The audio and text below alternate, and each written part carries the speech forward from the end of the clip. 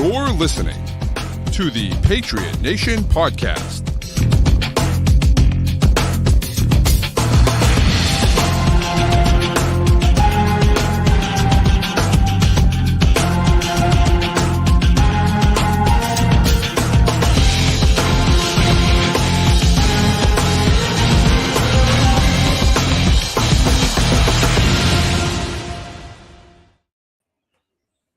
All right, we're back to another Instant Reaction podcast, of course, brought to you by FanDuel, CLNS's official sports wagering site. Go to FanDuel.com/Boston to sign up for some bets, and maybe some of your bets will win because the Patriots will not. They will not. They went into Miami and got absolutely just annihilated all across the field, 31-17. Just they got, as Magic Johnson would say, they got blowed out. Yeah, that was, and I don't know, man, it's what we've talked about all year. It was the same story that we've been talking about. Like, Patriots competitive in stretches, and the stretches where they aren't are so bad that it ruins the rest. I think the story of this first half was kind of the inability of the defense to get off the field in third and long, which, I mean, the first and second down, they were really, really good. Third down, they couldn't do it. And offensively, they weren't good, but their second best drive of the half ends with a pick instead of a field goal or something before the half. And that was a real killer, that Jalen Ramsey pick. And it was, the same Mac Jones thing again. He gets baited into something and doesn't throw the ball early enough. And Jalen Ramsey's a good enough player to make you pay for that. Right. Yeah. And honestly, Mike Larry's in here talking about we said Ramsey was washed because we said that. Apparently, that was us. We said that we didn't think Ramsey was going to play this week. Right. I don't think we said he was washed. No, but that was us. No, 100%. Yeah, that's what I said. And I think the other thing here, just side note on the Ramsey thing, this was his first game back from a fairly serious injury, and I think I don't think anybody quite knew exactly what we were going to get out of Jalen Ramsey today. And he was excellent. He was really good. And he was. And honestly, for Miami. Yeah. I mean, it just it was just bad. It was bad all around.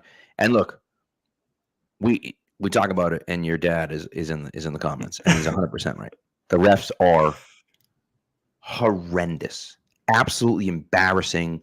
The penalty to the pass interference penalty to J.C. Jackson, which I mean, I guess he grabbed his back. I guess. He grabbed a little bit of the jersey. That is just as weak as you will find. That's as weak of a call as you will find. So there's one. The penalty, the non-penalty on the Parker play is insane. It's insane to me that wasn't a penalty. I don't understand. It doesn't make any sense. That's the whole rule. Yeah, and this is the second year in a row that Parker has been completely failed by the NFL on a concussion. Last year he got one, and Nelson Aguilar is out there waving like the inflatable tube man in front of car wash, trying to get the attention of the officials to the obviously concussed player on the field. They won't stop the game to let him come off. And after that, you get this, where he gets obviously concussed with a helmet-to-helmet hit that everybody saw except for the guys wearing black and white on the field. And I'm not going to get into conspiracy territory. I think we all know the NFL well enough to know that they're not competent, and I don't think this is some conspiracy or anything. But if there's a play that obvious, sometimes refs do miss something, and there has to be a fail-safe. You cannot have plays that obvious getting completely missed when every single person on TV can tell you. People who don't know the rules of football are going to watch that and say, "Hey, you can't do that, can you?" Right. Well, and I think for me too, like when you look at stuff like that, for me at least, I've talked about for a while now, and people used to talk about it with the Patriots. Like, good teams get all of the calls. Good teams do get the calls. Like, they do. That is a real thing. The Patriots aren't good anymore. They don't get any calls. They get nothing. And the reason they get nothing is because they're not a good team. At the end of the day, and look, I don't know. I'm not saying that the NFL is out there saying, "Oh, well, you have to make this call." I don't think that that's the case necessarily. But I do think we're all human, and I think the refs know teams are good, which teams are good and which teams aren't good. Nah, that guy's not holding. No way, right? And you look at it and say, "That's a big play by that really crappy team. How the hell did that happen? Oh, look at that holding over there." So they throw the flag. It's just like That's the type of stuff that drives me crazy. And you talk about player safety. They talk about player safety all the time. That's all we want to talk about is freaking player safety. Then you get this play. You had the play last week that, they get called for pass. Same type of thing. They get called for it, and it was questionable at best. At best. Then you get this one, which was clear helmet-to-helmet contact, no flag. Then last week, Christian Barmore lands on top, I guess, of Josh Allen, and it's a 15-yard penalty, and then he gets fined $30,000 for it. Yeah. And today, Kenny Pickett gets picked up and shoved into the ground, probably breaks a rib, and there's no flag. And it's just like, if you're going to make those calls, be consistent. Yeah, and we can probably get in. It's a low priority thing. So we can talk about it more at the end of the show, but the fining the NFL has been doing this year is ridiculous. That's not just ridiculous. A Patriots thing. They've been going overkill. And I'm glad, I think it was JJ Watt said something because, I'm not a player here, but I had kind of picked up on, this is a lot of guys that are getting fined for plays that nobody is noticing. Like, what's going on with that? And then you actually go back and, it's a lot. Like, that's, dude for Pittsburgh lost his whole game check last week for a regular pass protection as a running back. Well, they said he led with his helmet or something. I think and my favorite thing was Matt Adams' response to that tweet was like, the most frustrating thing is not knowing who Jaylen Warren is and then watching the play and watching it 100 times over and trying to find out who did something wrong on that play. It was nothing. Yeah. Nothing happened in that play. If you didn't know who Jaylen Warren was, you wouldn't be able to pick it out because you couldn't find anything. Yeah. Yeah. So it's Barmore upset about his fine last week, as I think he should be. And I don't hate the idea of using fines as a supplemental tool for, missed calls, but some plays that are dangerous and should be taken out of the game. I don't think you're going to find many people who disagree with that as a concept, but if we're going to do it, it's got to be fair. And it seems like the NFL is just taking away game checks willy-nilly right now for small things. And I kind of guess the Players Association is going to have a word or two about that one at some point if it continues. 100%. By the way, barring a terrible missed field goal, the Jets are about to beat the Giants, and the Patriots will be in last place by a solid 2 games in the AFC East. Firmly in 4th. Yeah, and I think after this loss, especially with some of the injuries today, season's over. You win this one, and you have 3 wins in the division, and you've beaten a couple of good teams, and you got a rough schedule, or an easy schedule coming up, and you can make an argument they can get back in this thing. Now, I think that's kind of off the table. And I'm going to be honest. We were talking about the stuff with Bill Belichick and Mac, and I'm not entirely sure where I stand on it because I don't think Mac's the quarterback of the future. But I also don't know if they're going to be picking in a spot to take someone new, and I don't know if I like the options at the top right now with how they've looked in college the last couple of weeks. And I don't know. I think they've been outside of those 2 really, really, really bad games. They've been prepared. I think the guys just aren't that good. And that's a GM issue here. And we can do the whole Bill the GM versus Bill the coach thing. We're probably going to be going round and round about that for the next couple months here. But I feel good that they're at least more competitive now. Yeah, it stinks that we're going into the deadline and who are the most valuable assets they have? Like Matt Judon, who's hurt. Christian Gonzalez, who's hurt. Now, it's not like you would trade him. Kendrick Bourne, now hurt. Josh Uche is hurt. Some of the guys I think you'd want to ditch at the deadline here, you can't even move off of, and that makes it hard. Right. Yeah, 100%. And look, I think the hard part for the Patriots is that you're right. Like, what do you do in this situation? Do you try to keep losing and get the number 1 pick? But even if you do, you're in a tough situation, and I agree that Mac Jones. It's pretty clear Mac Jones isn't the guy. He had a really nice end of the game drive against the Bills. It was a really nice drive. Mm-hmm. It's the first time he's ever done it. It was great. That was great. But beyond that, that was it. That's it. That's all he's ever done, really. And so then you watch a game like this and you see the decisions that he makes and you see the throws that he makes sometimes. And you're just like, my God, man, what? The interception that he threw to Jalen Ramsey was just awful. It was just awful. It was a bad decision, number 1. Number 2, he led him way too far upfield. If he had thrown it to Bourne where Bourne was, not where Bourne was going, Bourne had stopped. He threw it probably 6 yards in front of Bourne. If he throws it just, oh my God, did he hit it? Oh, he did hit it. Oh my God. I thought he was going to miss the field goal, but he hit it. Jets won. But if he had thrown it to where Bourne was, he probably still gets picked off, but maybe not. But like, it's one of those things for me where I just look at it and just say, like, how can you possibly make that many bad mistakes in a game? And the thing is that, look, Josh Allen makes bad mistakes too. But Josh Allen's he makes up for it because he makes some incredible plays and he has the athletic ability to do things that other guys simply can't do. Mac Jones doesn't have that. He doesn't give you up here. He doesn't. And so to me, there's no point. There's no point in having him as your starting quarterback. But he might be the starting quarterback next year too, because I don't know who you're going to find. Yeah, I mean, it's kind of the popular veteran right now would be Kirk Cousins, who I mean, we're speculating here, but the video makes it look like he tore his Achilles today, which is a long injury, and that's tough. And the whole team feels like it's in this tough spot where the players aren't bad. There's not a lot of like truly bad starters on this team, but none of them are good. They all have a fatal flaw somewhere. They're all going to make a mistake. You can like guarantee they're going to make a mistake, and Mac's kind of the head of that. And it's the whole thing we've seen from Mac. I don't think he's a bad quarterback, but he isn't a good one. And I think we can say that definitively at this point. He is kind of exactly what the players are around him, and he's going to make mistakes, and he's going to get fooled into stuff, and he's late to come off of his reads, and he doesn't have a strong arm. He's not the kind of guy who can make up for mental mistakes by, like how Josh Allen does, just throwing a ball in there before your defender can get there. He has to win by seeing the field better than the other guys. And he's seeing it about average. So that Ramsey play, like Bourne was open. He has to throw it earlier. That's the other thing. You can lead Bourne on that play, but you have to throw it earlier so Ramsey can't get over in time. And he let Ramsey bait him into it. And you can't do that. You gotta throw with conviction. And then I thought that play was killer. And then your defense and kind of Miami's offense gives you a chance to get right back into the game out of the gates in the second half. You got a guy. We got Devontae Parker wide open over the middle for the first down on third down, and you can't come off your read to get to it. And that's it's brutal.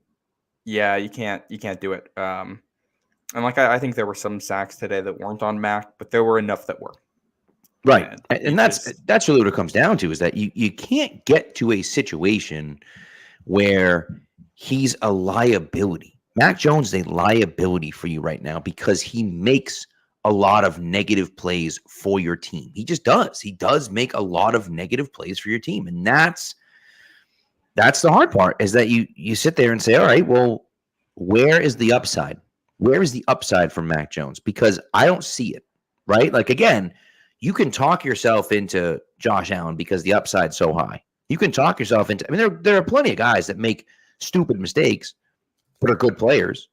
But are electric with the ball in their hands, you know what I mean? And it's just like, that's the tough stuff. And so for me, and so we talked about, maybe not drafting a quarterback in the first round, but like, look at what Tennessee did the last 2 years. They took Malik Willis in the third round, I think, last year. He doesn't look like he's in the second or third. They took Will Levis in the third round this year. And I mean, now it's one game, but Will Levis looked really good today. That's a bad Atlanta Falcons team. It's one game, but still, who knows, right? The Cowboys did it, right? The Cowboys did it. The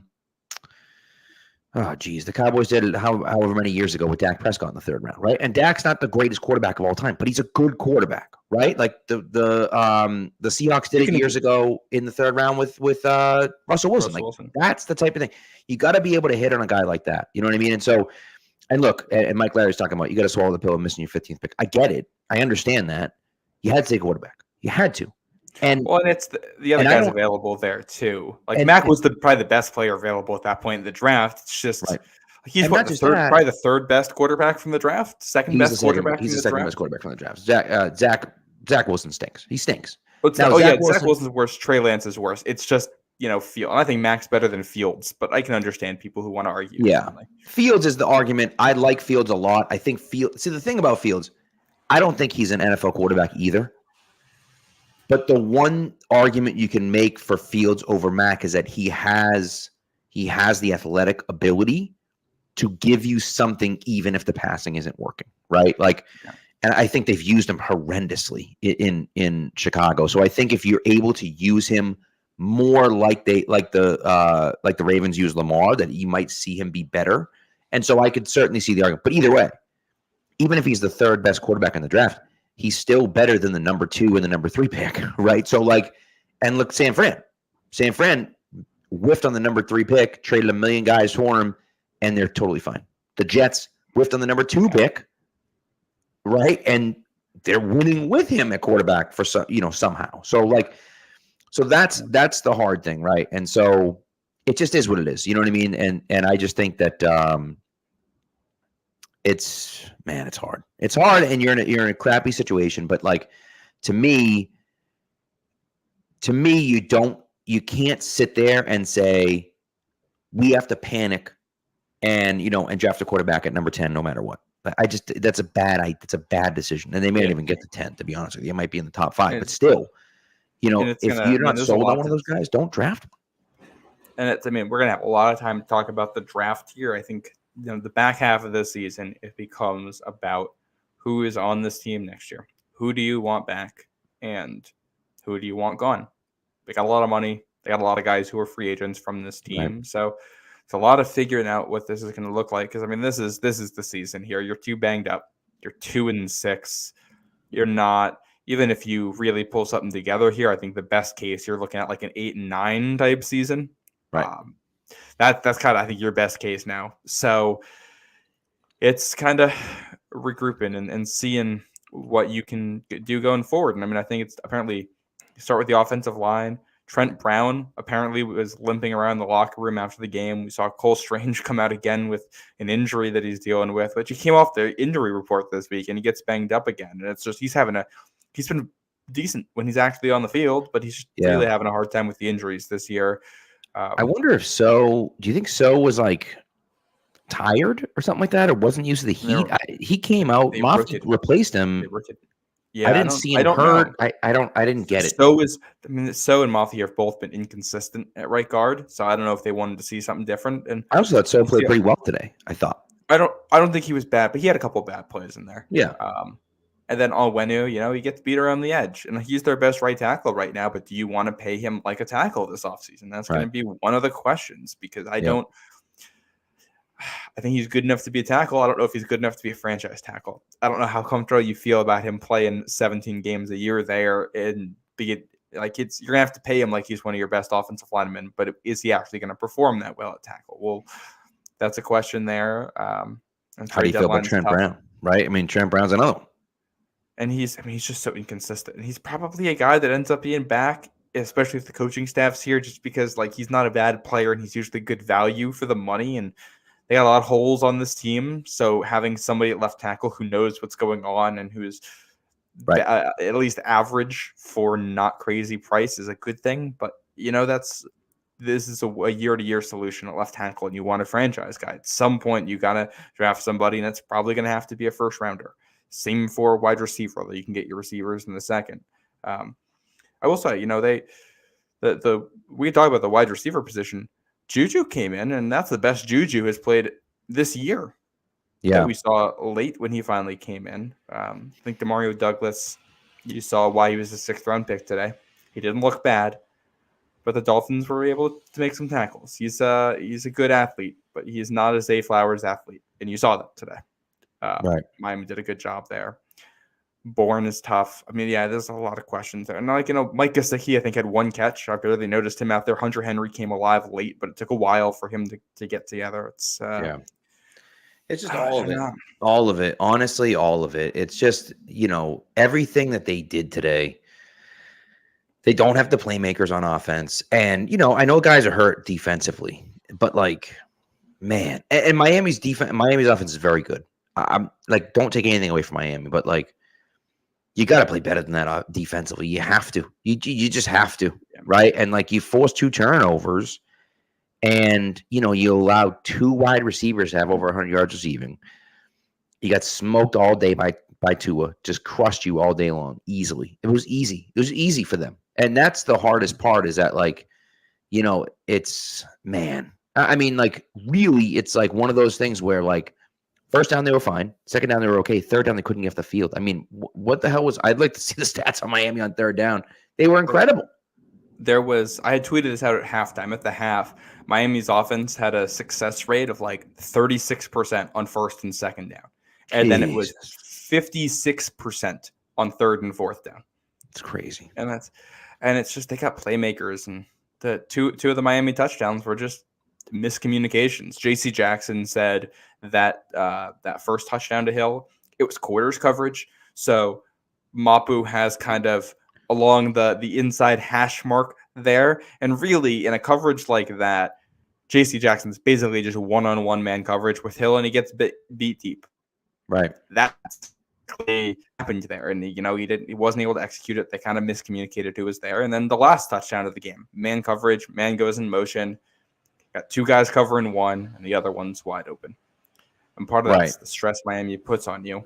They're going to get theirs in a game, but it's just it's funny because you watch the game, they gave 31 points, and I did not think the defense played awful. The problem was the defense played well enough to kind of give you chances, and then not enough to finish them. And correct. Well, when you're down 7 at the end of the game, and Miami went down the field like the defense wasn't even there, like they weren't even there. And how many times have we seen this in Mac Jones's tenure here, which is the offense isn't good enough in the first half. The team goes into the locker room down by 2 scores. So the defense picks it up in the second half.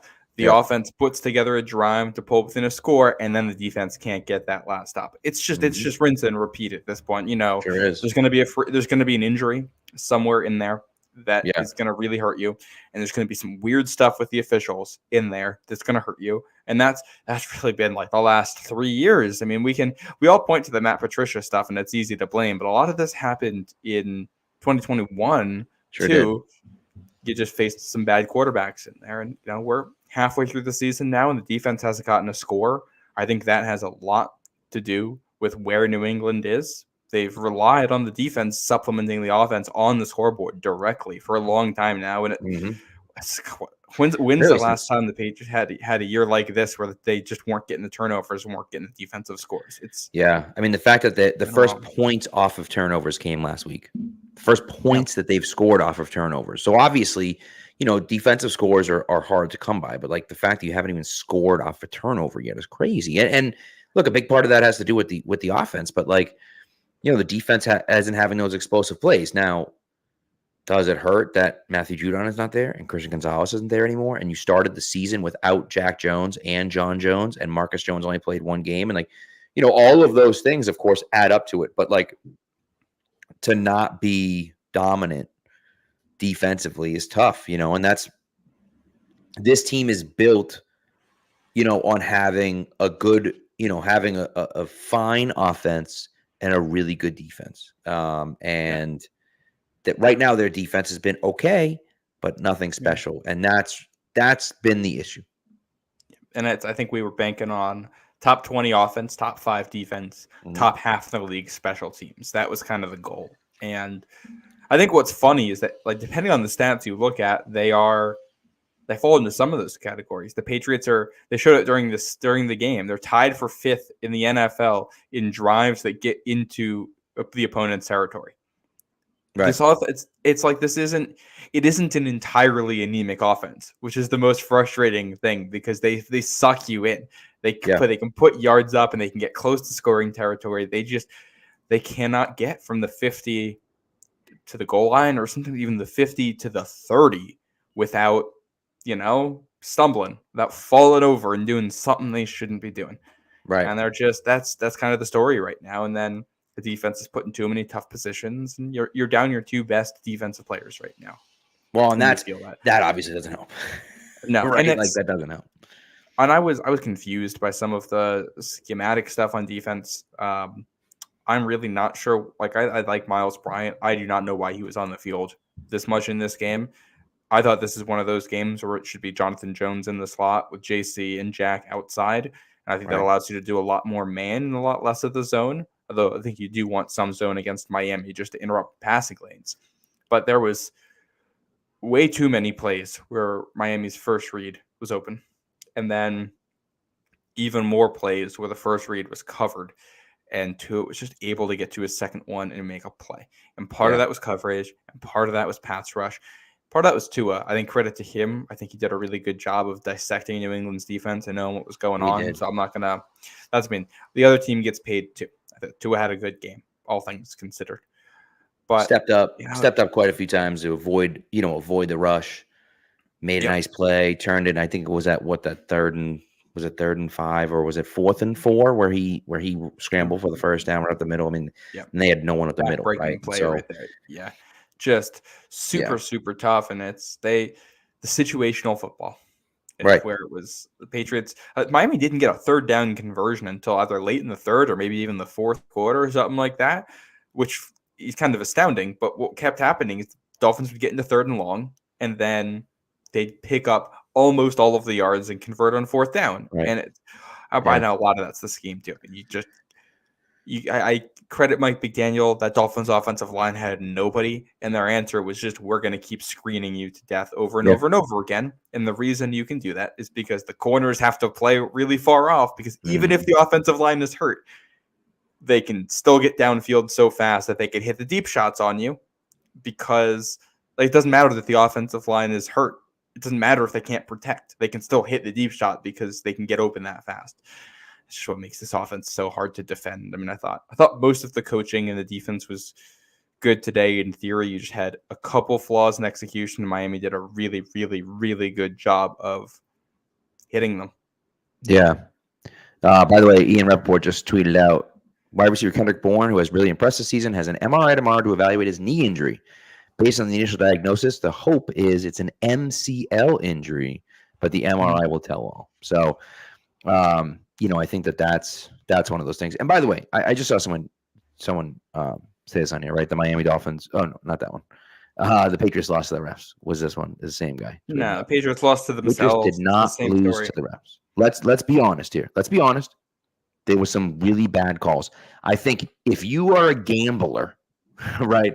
If you gamble and you had the Patriots +8, you have a right to be pissed, because the Patriots would have covered, right? They would have covered.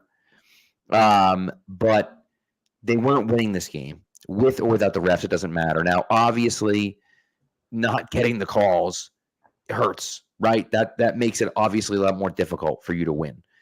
And there were some really questionable calls. The Parker one is crazy to me. The Juju one to me at the end of the game, to me, that was icing on the cake. I was like, this is incredible. Absolutely incredible. This is like, they threw that flag, and they made up some BS thing about him standing over him after the play or something stupid like that, which he didn't do. But they threw the flag. If you watch the play, the second he hit him, they threw the flag. And so it was one of those like he hit him. He hit him too hard penalty. Right. And it's like, I realized, wait, that wasn't no contact to the head, no nothing. So instead of just picking up the flag, they were like, oh, it was unsportsmanlike conduct because he stood over him. It's like, what are you even what are you looking at? He didn't do it. It was crazy to me. And so and picking up the ineligible man downfield. And I know they did the same thing for the Patriots last week, but it was close. He was downfield on this. 5 yards downfield. And the other thing on that play too, I don't think there was a block in the back penalty on it, but it wasn't for a lack of trying. Yes. I don't know if there was contact, but you had a Miami offensive lineman diving at the back of Tavai as he was trying to make the penalty. And I haven't gotten a clear enough replay to tell if there should have been a flag on that or not. But frustrating to see that happen. And it's just the hit on Parker. And then after the hit on Parker, Rager comes in and absolutely gets interfered with on the third down, the play after too. Absolutely. And more contact than on the penalty in the end zone they called on J.C. Jackson. And that fumble at the end of the game. Man, the whistle hadn't been blown yet, and the running back's fighting for more yards. I don't know how you say the whistle. The ball comes out, and he starts blowing the whistle. After the ball is out and rolling on the ground, and as everyone's running towards it, the guy blows the whistle. And Gene's territory is talking about, well, the whistle doesn't stop the play. I'm like, the whistle? What stops the play then if the whistle doesn't stop the play? What are you even talking about? Like, well, and there's a certain there's like the hard thing. I don't mean to cut you off, Matt, but this is the hard thing for me. Go. if the Patriots let up on that play, right, and they just kind of stop playing, and he breaks that tackle and runs for another 5 yards, it's not a fumble. Like that's a first down. Yeah. The same thing happened to the Patriots in the Cincinnati game last year. It's the exact same play in the Cincinnati game last year, where it looks like his forward progress is stopped, but he's still churning his legs. He's still moving a little bit. Maybe he's not moving far, but he's still moving a little bit. He's not going backwards yet, and the ball comes out. It should have been a fumble. Now, again, it didn't matter. The Patriots didn't recover it, so it's not like it was going to make it. It would have made it 3rd and long. Yes, or 3rd and medium instead of 3rd and 1. Biting on the run. You know what I mean? Like, it just, that to me is one of those things where, and look, it's not as though they were biting on the run, and that's why Water was wide open. It was a miscommunication by the corners. So it was a bad play. You don't have a safety deep on it, though, because you're playing up for the run and you're playing up for the short pass. And it's just, it's frustrating. And it's funny because the whistle doesn't stop the play because there's that small gap in between when the ref makes the decision that it's dead and when he's able to actually get the whistle to his mouth. And technically when he makes the decision, that's when the play is dead. And I understand that. And I think that kind of logically has to be true.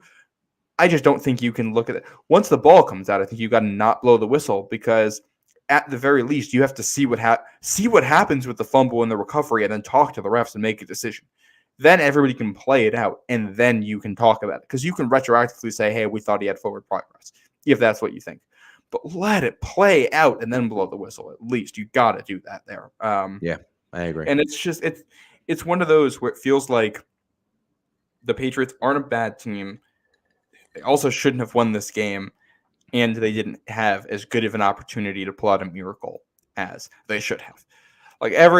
Put everything together with mistakes the Patriots made and the injuries and the bad calls and everything like that. And it feels like this is a game where they probably should have had the ball down 7 late with a chance to tie it up, or at least a better defensive chance. Like that's kind of feels like where it should have been. Because they get some of those calls right on the offense earlier than the Pats are in a better spot. Who knows if they're able to capitalize on it? They weren't able to before, but it's frustrating to get basically it's what's been happening. You get all of the bounces against you in all of the ways at the same time.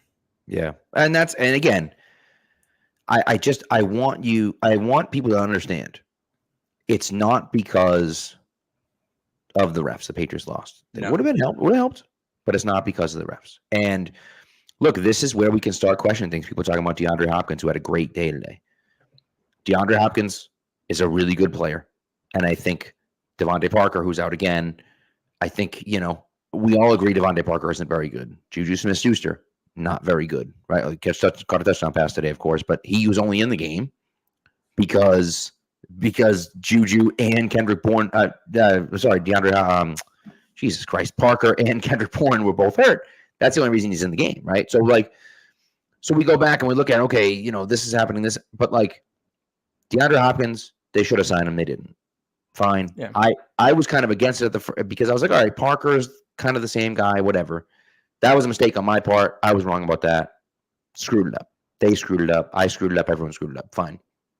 The other part of it for me is that I don't know how much he would have helped on this team. He had a really good day today with Will Levis at quarterback.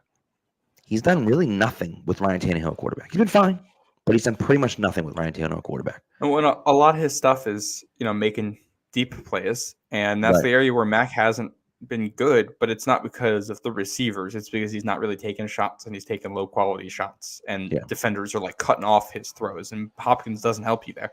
The other thing too, this kind of going back to what I had said in the Wednesday show, Parker, while not being that good, did what they asked of him today. You know, you get the wide open slant underneath. He catches it, picks up yards after the catch, and move the chains. They give him the slant on 3rd down, and he's wide open and would have moved the chains if Mac throws it to him. And then he draws what should have been a 15-yard penalty later. He's not the wide receiver 1 that you hoped he would be. And Hopkins is definitely a better player. But Parker is good enough to win with as your wide receiver 3, wide receiver 4. They got a whole lot of guys on this team who are good enough to win with. I think if you took this receiving core and added in a true impact wide receiver 1, the rest of it falls into place, and it's a pretty decent unit. That's pretty good. It's just it's the combination of things. Parker is good enough to win with, but Right. he's not getting the ball some of the times he's open. And Douglas is good enough to win with right now, but not breaking some of the tackles you would have expected. And you get behind the chains early. You get that Zeke had that fumble in there, which we didn't even talk about because it got called back due to a penalty. And it was the same things where enough guys make one small mistake that puts you behind the chains and it feels like the day is over. Mm-hmm. And no explosives. Right, 100%. And someone's asking about us paying Parker more money this year. I mean, he's not even close. Parker's not even close. No. Not more than Hopkins. I mean, I think he means they added on. Oh, maybe. To the deal. Maybe they added on. I guess technically they had those extra years under his deal. Right. So this year, technically, the cap hit is low because they have 3 void years on it. But the cash they're paying him is 12 this year and 13 next year. They're paying him a lot of money. They just deferred the cap to 3 years later, which I don't know why the hell they did that, but that's what they did. And it's, I don't know. I think they expected Parker to play better than this. Obviously, he showed flashes last year and just hasn't been that guy this year. And I don't think it helps that he got concussed at the end of last season. He missed week 1 this year with a leg injury, and now he's concussed again. That's just. It's, obviously tough to produce, and you're getting hurt as often as he's been getting hurt, which is the story of his career. But some of these, neither concussion that he has gotten recently has been on him. Right. That's just really, really unfortunate. Absolutely. Well, and I think people that are looking for the young guys to play more, I think you're going to get your wish. I mean, we don't have a choice at this point, right? Jalen Reagor's going to play. Tyquan Thornton's going to play. Kayshon Boutte's going to play. Tomorrow Douglas going to that. We don't have anyone else. If KB and Parker, you got to assume Parker's at least going to be out next week. And if KB is out and going to miss, however many weeks, even if it's just an MCL, you got to think he's going to miss a few weeks at least. So with both of those guys out, you got to think that we're going to have the young guys playing because those 2 guys are going to be out a few weeks. So I don't know. I don't know what we're going to do. And Tyquan Thornton, not just a healthy scratch this week, but a guy they started trying on special teams to see how we do. That says a lot about what they see from him behind the scenes. Boutte, unable to get on the field at all here with the issues. That says a lot about what he's looking like in practice. It's not going to get better if these guys are hurt. It's probably going to be a lot of Reagor, Juju, and Douglas with tiny bits of Thornton and Boutte rotating in. Yeah. And it's just hard. And look, Tyquan is a bust. Period. Full stop. He's a bust. Yep. To draft him at 50 overall, it's inexcusable. It's inexcusable to miss like that. And they've done this consistently over the course of their career, of Belichick's career. He's done this over and over and over and over and over again. The last wide receiver in the top 3 rounds that he's hit on is Deion Branch. The only receiver that he's hit on in the first 3 rounds is Deion Branch. That's it. One guy. He's missed every other guy. Everyone else. Everyone. Yeah. And I think it's also fair to mention that you got Gronk and you got tight ends in there where they've historically done a pretty good job at the top of the draft. But is Daniel Graham worth a first-round pick?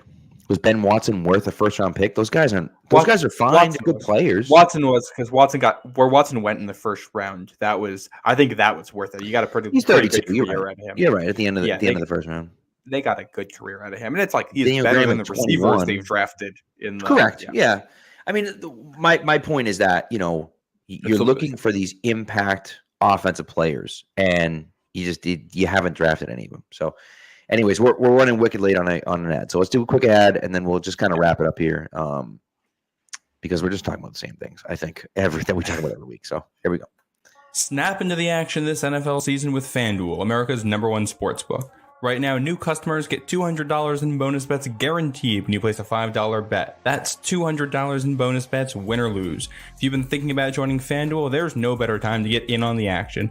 The app is so easy to use. There's a wide range of betting options, including spreads, player props, over-unders, and more. So visit FanDuel.com/Boston and kick off the NFL season. FanDuel, official partner of the NFL.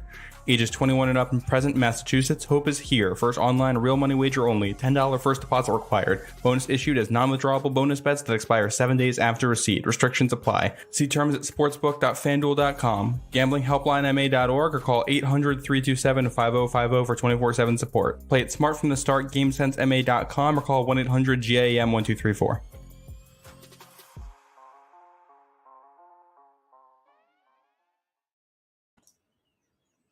Let's just kind of finish up with like where the Patriots go from here, because 2-6, like I said, two games out of third place in the division. And so it's pretty obvious they're going to finish in last place in the division. Now, the good news about that is that next year you're going to have an insanely easy schedule. Obviously, you'll play the Bills, the Dolphins, and the Jets. That makes things difficult. But you're going to play a significantly easier schedule next year. I think they have the NFC West next year, I believe. They do. I have the opponents up if you want me to go through it. And so, we can run through it quick, because I think the NFC West is not that good of a division. The Cardinals still stink, right? I think obviously the Niners are good, but anyways, you want to run? Yeah, let's run through it. You can run through it quick. So, they get AFC East home and away. And then their home games, they get the Rams and the Seahawks from out west. They're going to get the Texans and the Colts. And they will also play an AFC West opponent to be determined, which, assuming this team finishes in fourth place, it's going to be whoever's in the last out there. And Probably I think we got to start praying that the Chargers are going to win games, because the last thing you want is the Chargers to somehow finish in last, and you got to play Justin Herbert next year. Give me whoever the Raiders or the Broncos are going to have. I'd much rather prefer that. And then on the road, again, AFC East, you're going to get Arizona and San Francisco. That San Fran game, that's tough. That's going to be tough. That's not going to be fun. You do get Jacksonville and Tennessee on the road. Jacksonville could be tough. Tennessee, they're unless Levis is actually something here and it's not just a one-game thing, right? That's very winnable. They're going to get AFC North, presumably last place team, which I have no idea who that's going to be right now, but there's a world where that's the Bengals, and I don't like that. I can't imagine it's the Bengals. I assume it's going to end up being the Browns, I would think. But I don't know. But that's what I would assume. I don't think that's going to be an easy game, though, regardless, because I think all four of those teams are at least difficult to play. It could be the Steelers, too, because they got wins now, but I don't know if they're going to have wins in the future. And then they play 9 road games next year. So the other one will be an NFC North opponent to be determined, which seems to be the Bears at this point. Could also be the Packers. True. Yeah. Which you're in. The schedule should get easier next year, but also there's a world where they get really unlucky with the fourth place teams they finish, and they just happen to face fourth place teams that just have down years this year.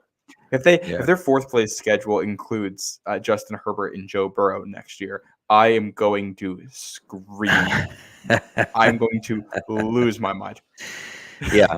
Well, and that's unfortunately that's a risky run, right? Is that sometimes the stars don't align, right? And so, and I think now we're back in the situation we felt good about last week. We felt good about the way things went, and I think maybe some people talk themselves into Mac Jones. I know on here we still felt as though Mac Jones was not the guy. Good game, but still not the guy. Some people may have talked themselves back into Mac Jones after one good game last week, and really one good fourth quarter drive last week, if we want to be serious. So, but to me, I don't agree. I think that Mac Jones still isn't the guy. And now you have to make the decision about Bill Belichick. You have to really make the decision about Bill Belichick. I understand. I get that. I get the fact that their defense is very good. I understand their offense is very good, but you have to at least provide some resistance. And there were times today when it felt like they provided zero resistance. Yeah, when they had some resistance, and then it would be immediately overcome, which is it's tough. It's really tough to evaluate, because you can look at this whole thing and say, hey, they had essentially 2 missed assignments in there. and those 2 missed assignments go the other way, and that's 2 touchdowns off the board for Miami, and you force 2 turnovers, and the other fumble, and it's funny because it's you give up 31 points, and you're also not that far away from feeling like you had a really good defensive day, and you got not being able to get it done on 4th down, like you were playing one step behind the whole day, which is simultaneously a sign of bad coaching, but also good coaching with how good Miami's offense is. It's hard to actually read that because at this game, Miami scored 17 points last week, and I'm not sure how much of a difference there was between that and this, other than, 1 extra blown coverage and a couple penalties. Miami got hosed on penalties last week, and they get the luck this week on it. That's life in the NFL. So it's a lot of it, I think, is going to be based on how things go the next couple of weeks and what the plan is going forward. Yeah. And I think there's a world where Mac Jones is your quarterback next year, and you're seeing it as a transitional year, and you're trying to build off of other things. I think there's worlds where you're going to go for a trade. I don't think it would be the case, but in a world where the Cardinals are looking to move off of Kyler still, I don't think he's a fit, but he's shown he can be. They're going to take. And if they can't even move him. I mean, they'd have to eat so much money to move him, which I guess maybe they will. But my goodness. Yeah. And hypothetically, in a world where they're looking to move off of him, and the Patriots say, "Hey, we're going to go make a move because we want to upgrade our quarterback spot right now." Hypothetically, if they go for something like that, if they want to go for a Kirk Cousins, who they did now say tore his ACL, still has to be. I'm in with Lowell. Sam Bradford. Love it. Sam Bradford. Oh my goodness. And there's also the drafting a guy thing, which I think is tougher now. Honestly, the guy who I've had my eye on this whole season as the take a shot in the 2nd or 3rd round guy was JJ McCarthy. Yeah. And given the recent revelations around the Michigan football program, we'll say, I don't know how good I feel about my evaluation of him because or anyone on that team for that matter. Exactly. That's going to completely cloud the way that gets evaluated. So I don't know what the answer is. And let me tell you, man, from the tape I had previously watched of Drake May, I was not impressed. Caleb Williams, super impressed by the things he can do, super concerned about the process and how things look when things go bad with him. So, I can't say it's a bad idea to draft either one of those guys, but neither one is Trevor Lawrence right now. Neither one is Andrew Luck. Neither one of them is some kind of sure thing Pro Bowl QB who you can just insert in and feel good about having a championship window for the next 12 to 15 years. Yeah. There's just that. I don't think that's there in this draft. I think they're much riskier prospects at the top. So there's a lot of ways. And we're also going to see where this team picks. They could pick 4th or 5th. They could pick 12th, depending on the number of wins we see down the stretch. Right. And that's, I think that's really what it comes down to, right? Is that what exactly does it look like? But to me, I don't know. It's hard because you wonder, is there enough talent on this team for any quarterback, right? And I think what those guys bring you is something that you don't have, which is a guy, to me, you have to move into the 21st century, right? You have to get a guy that can beat you with his legs as well as with his arm. Mm-hmm. You also have to have a guy, to me, I want a guy that has the arm. And Will Levis, although I didn't love Will Levis, was a guy that I would have been okay the Patriots taking a chance on. And the only reason is because the arm strength is so outrageous that, he has the ability to make those throws that not everyone can make, right? And so, you can't teach that can't be taught. The arm talent part of it cannot be taught. And so I want a guy like that. Now, you're not going to get Caleb Williams has the arm talent, right? You can get that from Caleb Williams. There's not a lot of guys in the draft that have that. But to me, that's what I'm looking for. Give me someone like that. Let's just take a chance on a guy like that. And again, is it going to be perfect? No. But that's what I'm looking for. Potential trade target. Jerry Jeudy just caught a long pass and then followed up with a touchdown pass. Touchdown catch, I should say. So but look, I think you got to get weapons. You have to get weapons too. And right now they don't have really the weapons. So do you want to spend a top 5 pick on a quarterback that you're not 100% sold on? Or do you take a top 5 pick on, Marvin Harrison Jr.? Or do you trade back, pick up an extra first-round pick in 2025 and, take a offensive lineman at 15 overall, whatever the case may be, or or even a wide receiver or whatever. You know what I mean? Well, for me right now, there's kind of a clear top group of players in this draft, and it's going to include 2 offensive tackles. It includes, as of right now, 1 wide receiver and Marvin Harrison Jr. from the tape I've seen. He's clearly number 1, and nobody else is quite in that tier. Yeah. Brock Bowers is in that tier as a tight end. And there's a chance here the Patriots end up picking in this window where they are just outside of that. And if you pick at 7 or 8, the best player on the board when you pick might be a defensive player. And it might not be close. And I don't know what you do in that case. Because there's Jared Verse is the defensive end who comes to mind, who's a freak athlete and can really do some stuff on a football field. And they might be in a spot where he's the best guy available. And Judon's getting older, and we're going to see what happens with Uche if he gets traded here. And edge is kind of a position of need. And if you have a guy who you think is a perennial Pro Bowl player on the edge, I don't know how you pass that up. But also this offense needs something. And it might be in that position again where the best guy on the board is clearly a defensive player and you can't pass, but then you got to leave the offense for another year. And I don't know. Well, and you're not wrong, but I do also think if there are guys that are that good defensively, they're going to go. Like, I think that you'll see a defensive guy go over, say a wide receiver, let's just say, right? I don't know, but that's kind of the way I look at it, right? And so it's gonna be close. There's him and there's Kool-Aid McKinstry from Alabama, who's the top corner. So like right now they have top corner going at 7, the top edge going at 9. I'm just looking at the Tankathon mock draft right now, so it's kind of a ballpark, and that's when you start to come down, because I like the receivers in this draft, but I think there's a lot more tier 2 receivers than tier 1 receivers.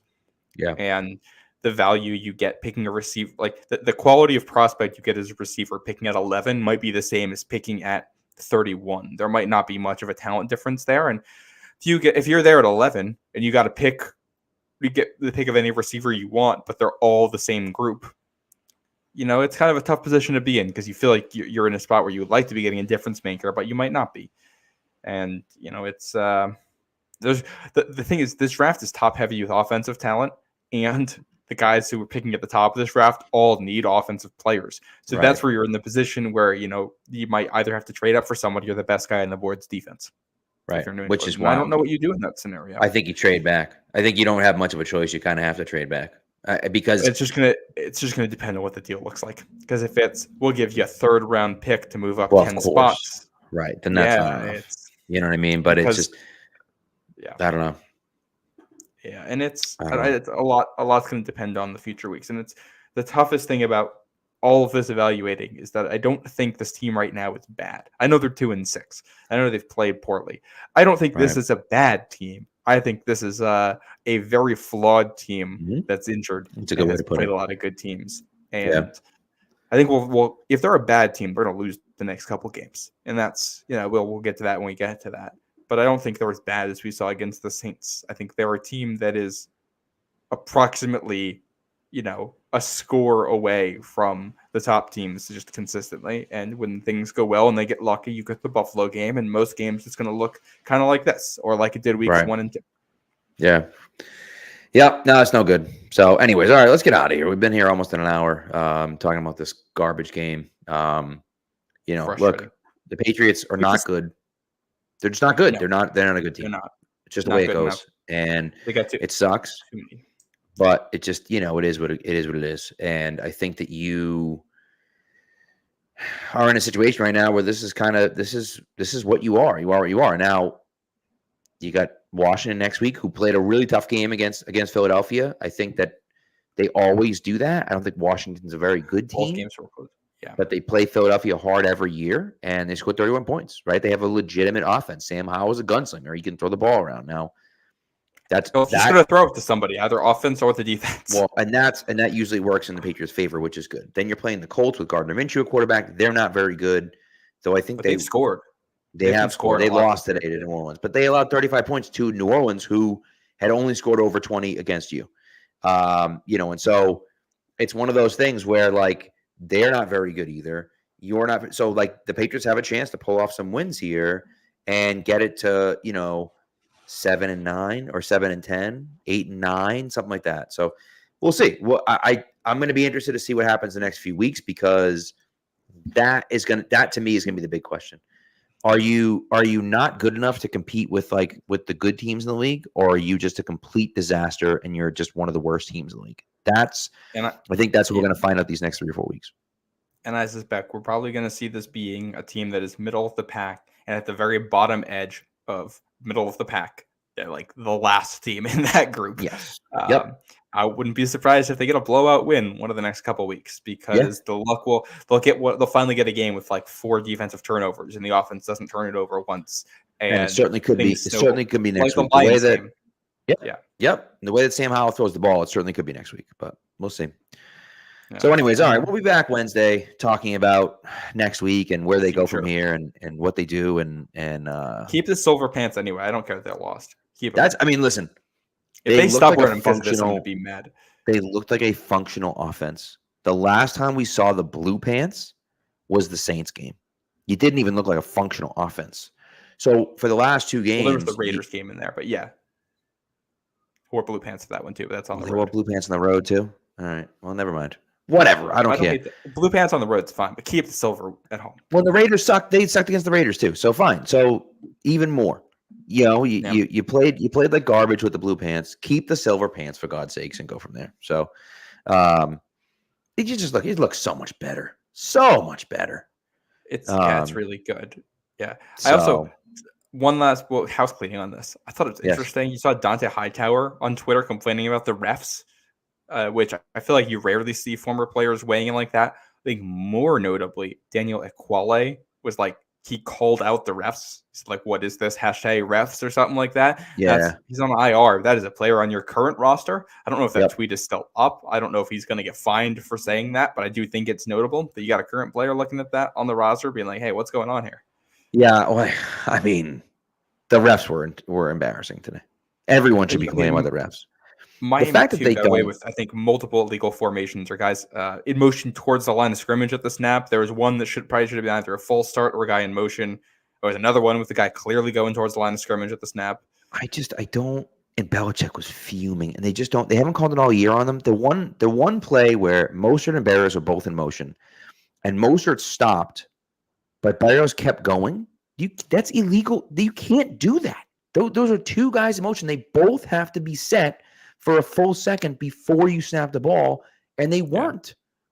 So it's crazy. And Denver, by the way, who's 2-5 right now, is beating Kansas City 14-3 and just picked off Patrick Mahomes again. So, and if they somehow win that, then we are square. Then I think based on the current teams where they play, we would be playing the Chargers and the Bengals next year as our last place opponents. Which, the Chargers have talent on that roster. They're going to have a new head coach next year. It's not going to happen. I don't want to have to. It's not going to happen. Denver, it's not going to happen. Denver's not going to keep this up. I'm curious about what happens with that Chargers game later this year, because they've been really struggling, and I think that's going to tell us, right? They're going to fire Brandon Staley. They're going to. Well, you have to fire him. Forget like decision making and all that. He's a defensive head coach with elite talent on his roster, and perpetually he has bad defenses. That's why he's going to get fired first and foremost here. But they got their best talent guys are better than who the Patriots have, and that's a game I'm curious about to see how it goes. There's a whole bunch of teams that are just in the middle in the NFL right now. Yeah.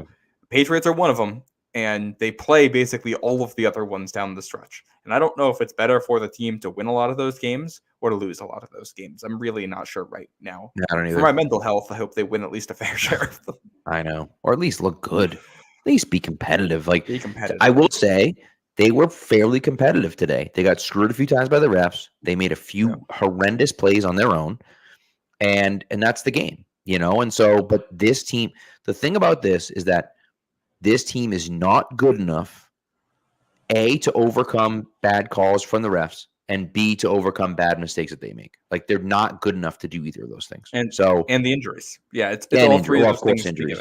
Yeah, and all 3 of them happened. And I want one last note on this, my house cleaning on this. I don't know if I mentioned it last week, but the Patriots-Bills game was the first Patriots game this year with a lead change. And you had 2 there late. And then this game, you have kind of the dream start for the Patriots in that you force a turnover early and you turn it into a touchdown where things look great. And you start with that 7-0 lead, which is what they talked about, and they still were not able to do anything with it. And I think that is probably the most disheartening part here is they did all the things we've said that they need to do to play with an elite team, force turnovers, get ahead early, play with a lead. Couldn't do it. And I thought Bill O'Brien's play calling today, it got good. It was good in the second half. It was not good in the first half. No. They were too predictable in a lot of ways with run-pass calls. And I don't know. Even though they were able to get ahead, they didn't play like they were ahead. And it was tough. It wasn't good. It wasn't good. And, and I thought Ramondre had one of his best games of the season today, which was good. It was nice to see.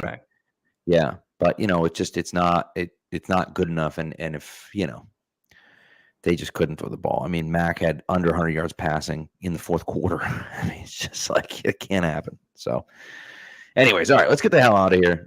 We've talked about this game enough. We'll be back Wednesday night previewing this weekend against Washington. Yeah. I'm excited about it. It's my daughter's. It's gonna be my daughter's first regular season game. Pretty excited about it. Ooh. So, yep. Hopefully they can deliver a good one. Yeah, so that'll be exciting. My parents are. Go ahead. When did the Patriots last beat an NFC team at Gillette? It was that Giants game last year, right? Not Giants, Lions. Lions game last year, yeah. Who'd they play? Did they play anyone else last? Obviously, they played someone else in the NFC. Oh, the Bears, and they got killed. So yeah, the Lions last year. And then they lost against the Eagles and the Saints at home this year. Yes. Yep. They struggled against those out-of-conference opponents at home for some reason. It's really weird because they played another NFC team. Did they play another NFC team? Oh no. The Saints was there. They played their extra game on the road last year, right? Their extra NFC game at Arizona. But they had that game against the Saints in 2021 that they lost. They lost at home against Tampa. So that's only one NFC win at home recently. They lost to San Francisco the year before. They beat Arizona that year. So Arizona and the Lions are their only two wins over NFC teams at home since Brady left. Yeah, that's not great. It's not great. No. So we'll see. But Washington's not good. So let's hope that happens. So, and let's hope some of these guys are healthy. I mean, yeah, I want to see Kendrick Bourne play, or I'd like to see them trade him. One or the other. Him being hurt is good for nobody here. I know. Well, yeah. I mean, KB, you don't trade that guy. To me, I wouldn't trade him. I think he's a good enough player. He has the rapport with Mac Jones. I think he's a leader in the locker room. I like Kendrick Bourne quite a bit. I don't think there's any reason to move on from him. No, but it's one of those, if this team is really falling apart and somebody says, we'll give you a third-round pick for it. Well, say, all right. No one's giving a third. I'm sorry, but I don't think anyone's giving you a third-round pick for Kendrick Bourne. I Kendrick Bourne. So, but it's off the table now is the issue. If he's I get you. I understand. Yeah. So, and Josh Uche, by the way, I feel the same way. Matter of fact, let's see what happens. We're going to have a show Wednesday, probably. Maybe we'll switch the show to Tuesday night. If there's some wild trades on Tuesday, maybe we'll switch the show to Tuesday night instead of Wednesday. But unless there's a crazy trade on Tuesday, you'll see us Wednesday. And obviously, trade deadline is Tuesday, so we'll play that by ear and see what happens. But we'll go from there. So, anyways, and Uche, people talking about Uche being traded, and I just think I feel the same way I do about Uche that I do about Kendrick Bourne. I don't know if they're going to keep him long term. I don't know. But to me, I'm not just trading him for nothing. You know what I mean? So third round pick or higher for Uche. That's how I feel. Give me a day 2 pick and he's yours. So, but we'll see.